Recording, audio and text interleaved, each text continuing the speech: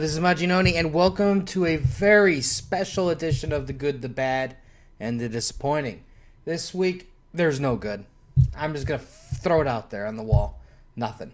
So let's just get on with the bad and the disappointing. First up, World's End number 25. To me, this is what you call an uninspired, very generic, nothing new story. You have, obviously, if you've been following for the past 25 weeks, Earth 2 is just getting rampaged and ravaged by apocalypse. And you have a bunch of heroes who are B, C grade, if that. I mean, B would be a compliment, but reality, they're C level because they haven't been around for at least for most of these characters. And they're fighting off Darkseid and Apocalypse, which is quite laughable considering he killed all the heavy hitters from before. Anyways, they use a lot of orange and red for their fire, and it's kind of like first thing is, considering all the damage that they've gone through, their costumes are in really good working order. I mean, they have self-healing, apparently, because, like, Superman, or I should say the new version of Superman, there's a picture of him, and he actually had his S ripped off right here. But if you notice a few panels later, the S, entire costume is fixed, and it's perfectly fine for the rest of the issue. See, this is what I'm trying to explain is, this book is so sloppy, they can't even keep track of minor details like that. The actual fight between the heroes and Darkseid is just, it's laughable. It's pretty much, most of it's off camera, and they end up just laying on his feet.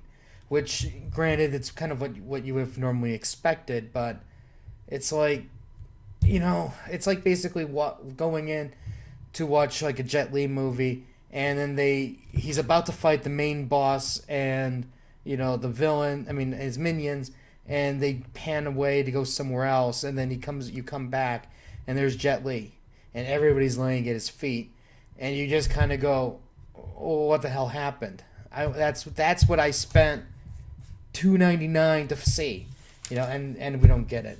Then we get a picture right out of Battlestar Galactica.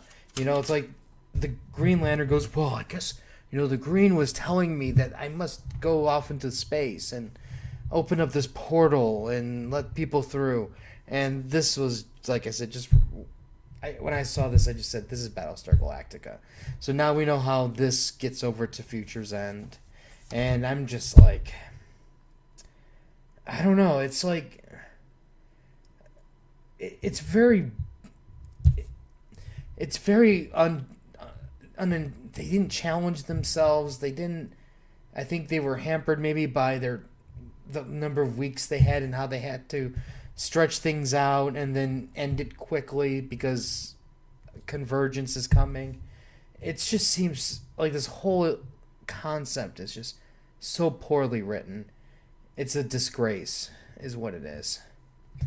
Utter disgrace. Next up is the disappointing. That's this little treasure right here. Now, for a moment, as I was reading this, I was like going, wow, this actually isn't too bad. This is a story of, Scott Summers reuniting with Alex, and they become friends again, brothers again. And it's Scott realizing that maybe his path was wrong, disabling the school and telling everybody to go to the Jean Grey school, and then obviously the hurt and resentment from these people, his students. I was like, wow, this is really, really good. This is really good. And then, it gets to the end where we get a really good dialogue between Scott and Emma, and there's that one moment where Scott can just save everything with her, and then he just basically gives her the finger and she's going to go turn evil. And then we get to the end with the very end of the book, And as I was thinking, as I was reflecting back as I was reading it, going, wow, this is really good. Then I realized this is the biggest cop out I've ever seen in my life. It's kind of like going, they promised this big revolution. And granted, if that's just how they wanted to end it, where Scott goes, I was wrong, Logan was right, Xavier was right, that's fine. But to me, it doesn't. He hasn't gone through the pain to get to earn that statement. You can argue, well, Shield just comes beating down on them. The Avengers keep beating down on them, but that's not still enough. There's no tragedy. There's no sadness. There's just, okay, here's the next group of people to beat down on them. You kill everybody and then you bring them all back, type thing, and it's just this. I feel that, granted, it could be suffering because of the fact that Secret Wars is coming and then they have to end everything. Maybe that's what's going on. But to me, it just seems like it's a cop-out. They just had to end it. That's how they ended it. Nothing changed. And I feel like his students like going, what the hell? I feel gypped. 32 issues, and this is the ending I get.